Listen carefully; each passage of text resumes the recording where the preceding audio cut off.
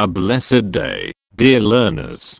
Get ready to embark on an enriching educational journey as we explore the fascinating topic, the architectural evolution of the Philippines, from the pre-colonial to the Spanish colonial era.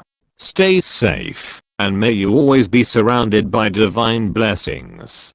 We warmly welcome you to the Teacher Lumaban YouTube channel. Commit your way to the Lord, trust also in him, and he shall bring it to pass. Psalm 37 verse 5.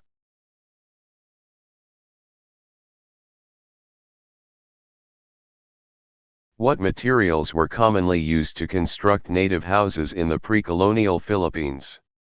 A. Stone and bricks. B. Bamboo, palm leaves, nipa, and rattan. C. Concrete and cement. D. Marble and granite.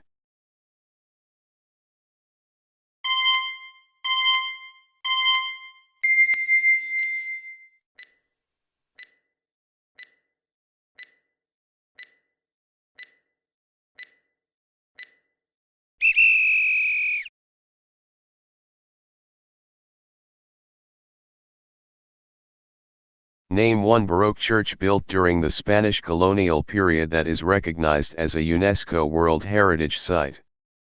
A. Mayagao Church. B. Baue Church. C. San Agustin Church. D. Baclayan Church.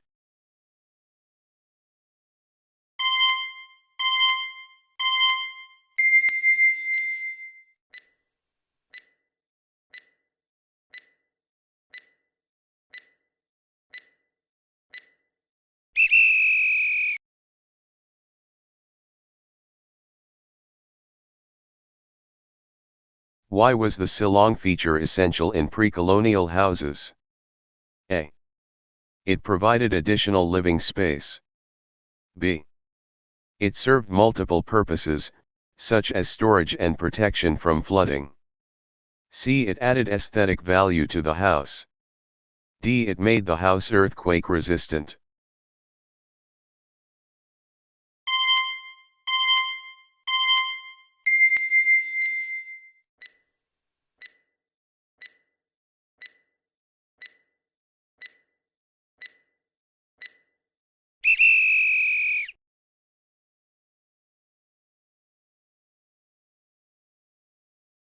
How does the bahay na bato reflect both Filipino and Spanish influences? A. It was built entirely with stone and concrete. B. It combined native wooden upper floors with stone or brick lower floors. C. It featured fully tiled roofs and European-style facades.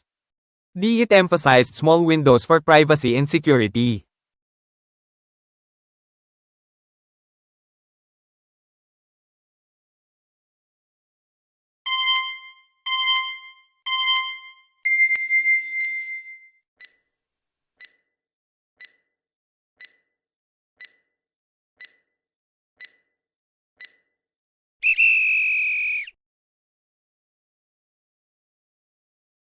What was the primary purpose of plazas in Spanish colonial urban planning? A. To serve as a market for traders. B. To house military barracks. C. To center town planning and symbolize religion and governance. D. To provide recreational spaces for the community.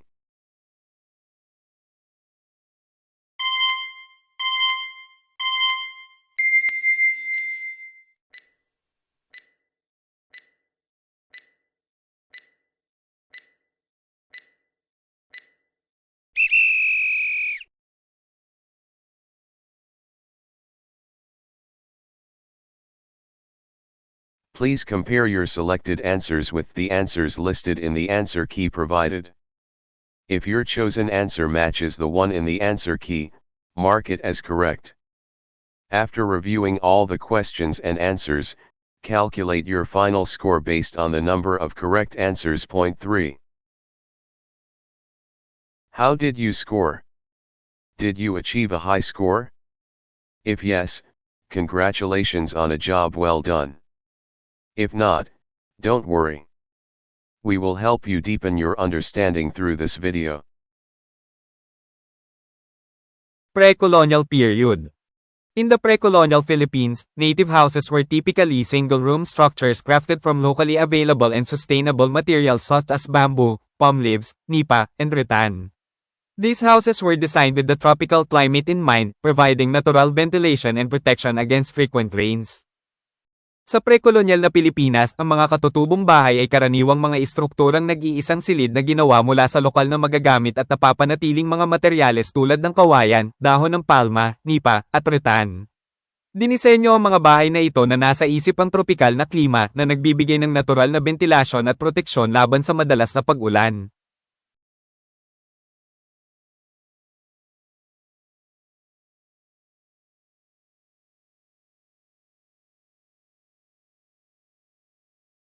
Architectural design. Roofs were steeply sloped and pyramidal, allowing rainwater to run off efficiently. Windows were wide and open, promoting air circulation to keep the interior cool. Floors were raised on stilts or posts, a feature called silong, which served multiple purposes, including storage, keeping the living area safe from flooding, and discouraging pests. The communal spaces, such as barangays, villages, were organized to foster community living and were often near rivers or coasts, facilitating fishing and trade. Disenyong arkitektural. Ang mga bubong ay matarik na dalesdes at pyramidal na nagpapahintulot sa tubig ulan na umagos ng mahusay. Malawak at bukas ang mga bintana na nagpopromote ng sirkulasyon ng hangin upang panatilihing malamig ang interior. Ang mga sahig ay itinaas sa mga stilts o poste, isang tampok na tinatawag na silong na nagsisilbi sa maraming layunin, kabilang ang pag-iimbak, pagpapanatiling ligtas sa lugar ng tirahan mula sa pagbaha, at pagpapahina ng loob sa mga peste. Ang mga komunal na espasyo, tulad ng mga balangay, mga nayon, ay inayos upang pasiglahin ang pamumuhay ng komunidad at kadalasan ay malapit sa mga ilog o baybayin na nagpapadali sa pangingisda at kalakalan.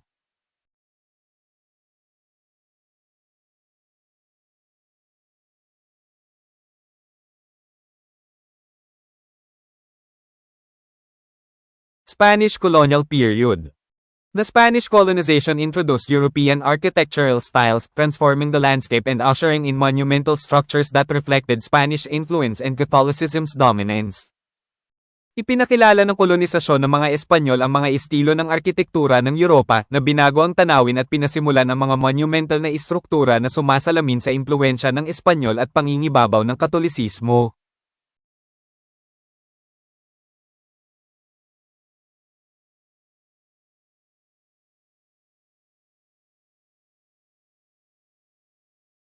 Religious architecture. The Spaniards prioritized the construction of churches, which served not only as places of worship but also as administrative and cultural centers. Baroque churches, the fusion of native and Spanish styles, produced some of the most iconic Baroque churches in the country, such as San Agustin Church, Intramuros, Manila, recognized as a UNESCO World Heritage Site. It features a detailed interior with trompe-l'oeil murals and a massive, resilient structure that has withstood earthquakes. Paway Church, Ilocos Norte, known for its massive buttresses designed to protect against seismic activity, showcasing an earthquake Baroque style. Miagao Church, Iloilo, famous for its facade adorned with intricate bas-reliefs depicting local flora and daily life. Arkitekturang relihiyoso. Inuna ng mga Kastila ang pagtatayo ng mga simbahan na nagsisilbi hindi lamang bilang mga lugar ng pagsamba kundi bilang mga sentrong administratibo at kultural.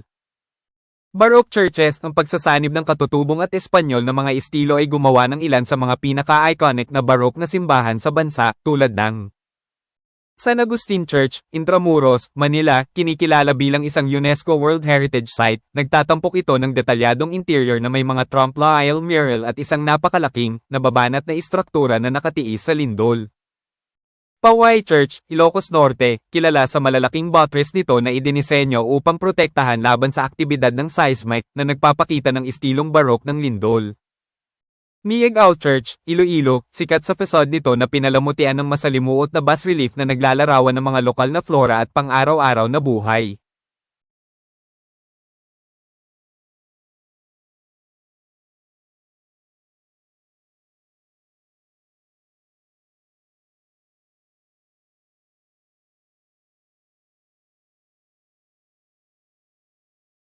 Residential architecture, the emergence of the bahay na bato.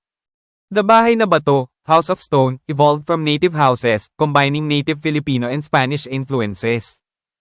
Lower floor, made of stone or brick, serving as a stable foundation and providing storage or space for carriages. Upper floor, constructed with wood, featuring wide capiz shell windows that allowed light and air to flow freely. Roof, tiled or made of nipa, retaining the influence of indigenous designs. Bahay na bato was primarily built for the illustrious, wealthy elite, and symbolized status and affluence. Ang bahay na bato ay umunlad mula sa mga katutubong bahay na pinagsasama ang mga impluwensya ng katutubong Filipino at Espanyol. Ibabang palapag gawa sa bato o ladrilyo, nagsisilbing matatag na pundasyon at nagbibigay ng imbakan o espasyo para sa mga karwahe. Itaas na palapag ginawa gamit ang kahoy na nagtatampok ng malalawak na capiz shell ng mga bintana na nagpapahintulot sa liwanag at hangin na malayang dome alloy. Bubong, baldosado o gawa sa nipa, pinapanatili ang impluwensya ng mga katutubong disenyo. Ang bahay na bato ay pangunahing itinayo para sa mga ilustrado, mayayamang piling tao, at sinasagisag ang katayuan at kasaganaan.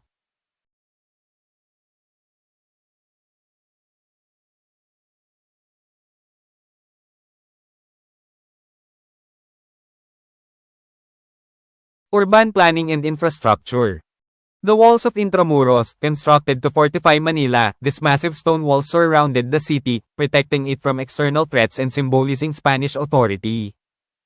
Intramuros housed government buildings, churches, and residences for Spanish officials, forming the heart of colonial Manila. Plazas and streets, town planning centered around a plaza complex, Plaza Mayor, with the church, town hall, Casa Real, and market surrounding the open space, reflecting the Spaniards' emphasis on religion and governance. This era also marked the introduction of stone masonry, red clay tiles, and the use of lime mortar, advancing Filipino construction techniques. Ang mga pader ng Intramuros itinayo upang patibayin ang Maynila. Ang mga malalaking batong pader na ito ay pumaligid sa lungsod, na pinoprotektahan ito mula sa panlabas na pagbabanta at sumisimbolo sa awtoridad ng Espanya. Ang Intramuros ay nagtataglay ng mga gusali ng pamahalaan, simbahan, at tirahan para sa mga opisyal ng Espanyol na bumubuo sa puso ng kolonyal na Maynila.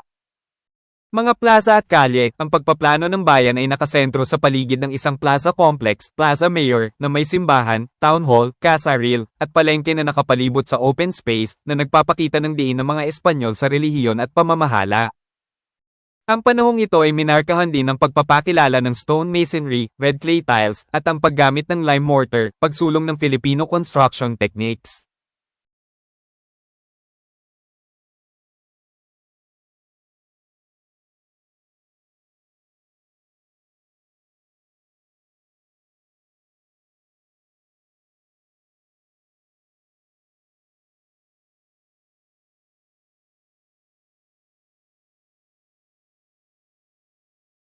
How could the design of pre-colonial houses inspire sustainable housing today? A. By using advanced construction technologies. B. By adopting natural ventilation and locally available materials. C. By building houses with multiple floors. D. By replicating their exact design for modern urban areas.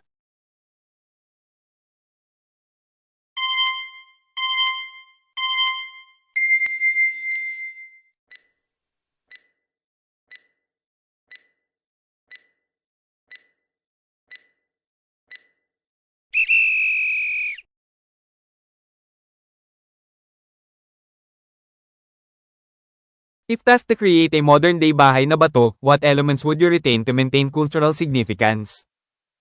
A. Stone foundations and capiz shell windows. B. Fully tiled roofs and brick walls. C. Enclosed windows and concrete structures. D. Minimalistic designs without historical influences.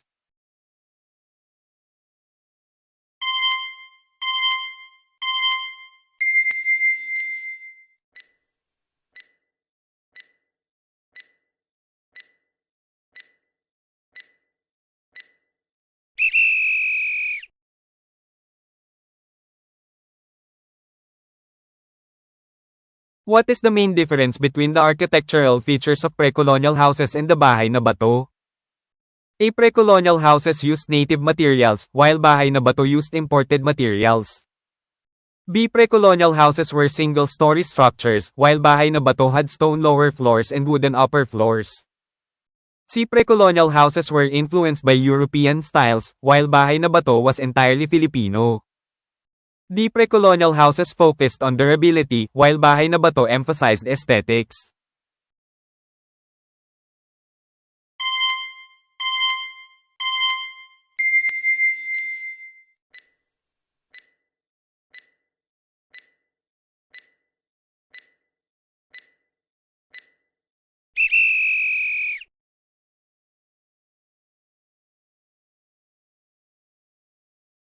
What distinguishes the construction materials of pre-colonial structures from Spanish colonial structures?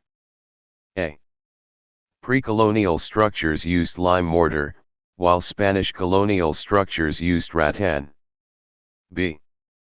Pre-colonial structures relied on bamboo and nipa, while Spanish colonial structures introduced stone and masonry. C. Pre-colonial structures used bricks, while Spanish colonial structures used palm leaves. D. There were no significant differences in materials.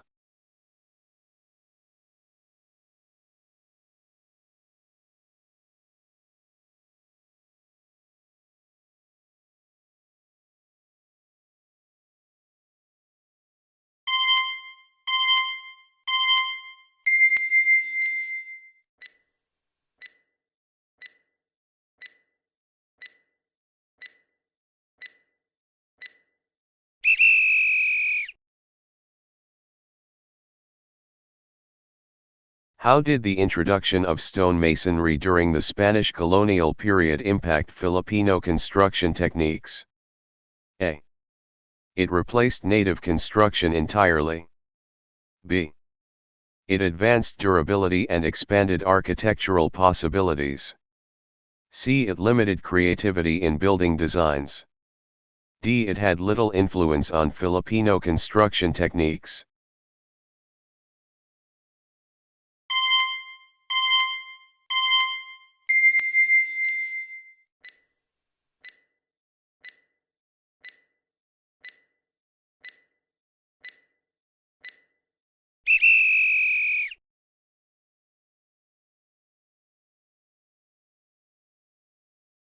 How effective were the steeply sloped roofs of pre-colonial houses in dealing with tropical weather? A. They were purely decorative. B. They allowed rainwater to run off efficiently, preventing leaks. C. They trapped heat, making interiors warmer. D. They increased the house's structural vulnerability.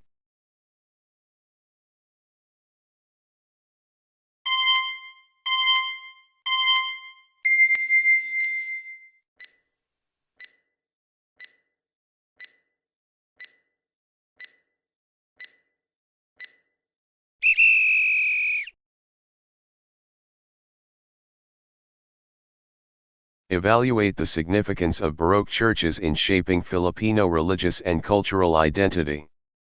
A. They served solely as places of worship. B. They blended native and Spanish styles, becoming cultural landmarks. C. They were constructed for the Spanish clergy only. D. They introduced purely European architectural techniques.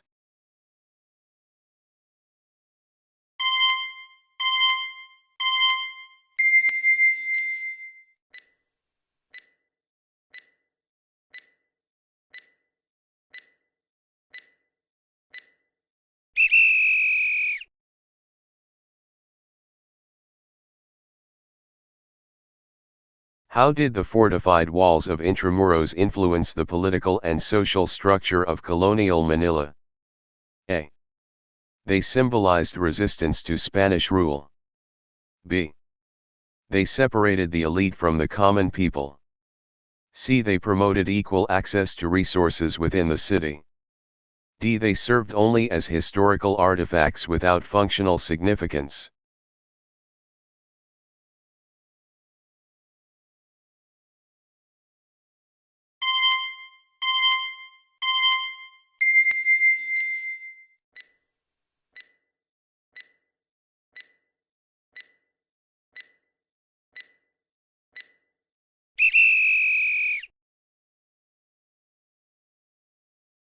To what extent does the bahay na bato symbolize the social hierarchy during the Spanish colonial period? A. It was accessible to everyone. B. It was a status symbol for the wealthy elite. C. It represented the blending of rural and urban lifestyles. D. It highlighted the equality between Filipinos and Spaniards.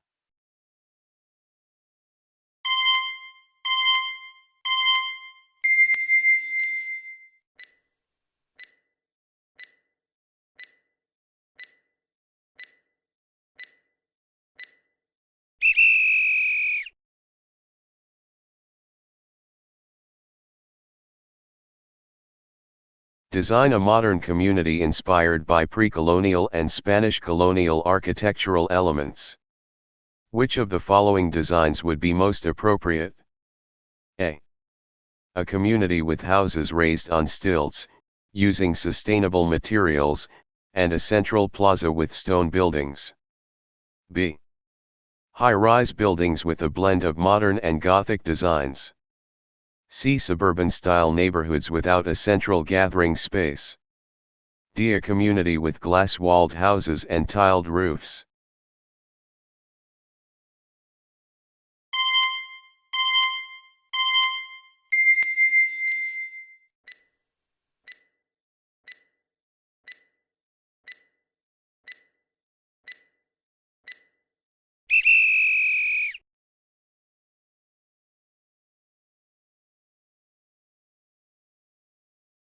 Please compare your selected answers with the answers listed in the answer key provided. If your chosen answer matches the one in the answer key, mark it as correct.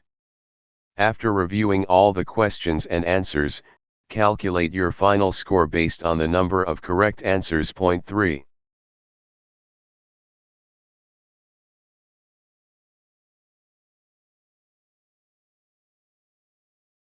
How did you score? Did you achieve a high score? If so, congratulations on a job well done. If not, don't worry. You can review this video to further enhance your understanding of the topic. I can do all things through Christ who strengthens me. Philippians 4 verse 13.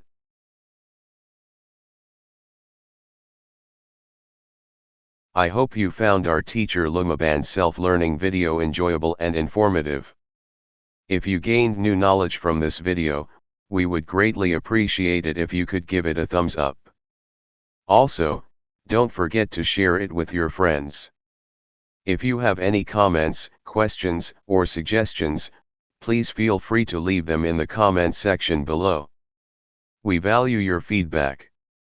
Thank you very much for watching our videos. We hope to see you again in our next video. May God bless you always. Welcome to the Teacher Lumaban YouTube channel.